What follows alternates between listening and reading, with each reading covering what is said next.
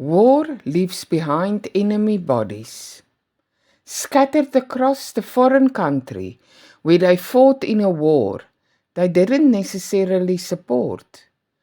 Every time I visit one of our war cemeteries in South Africa to pay my respect to our fallen soldiers, I see the few graves from foreign enemy soldiers.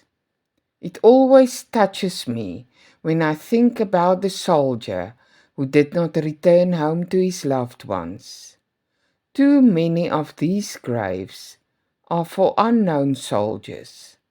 No name, no birth date, just unknown soldier with the date of his death.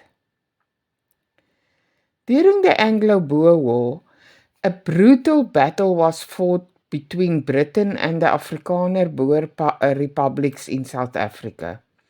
Even though more than 100 years have passed since that war, the remnants of the war are still visible, with war museums, battlegrounds, including trenches, and war cemeteries around the country.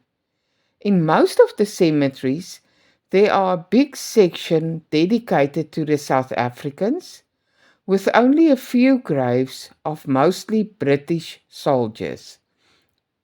On the opposite side, most of these graves have the dreadful unknown soldier written on the stone. Most people pass these enemy graves to pay their respects to our local heroes. But I cannot help but wonder how and why these soldiers wasn't taken home to be buried on their home soil. What was their name and age? Were they married with children? Do their families know that they were buried in a foreign country? Whenever I look at these graves, I just think at how senseless these wars are.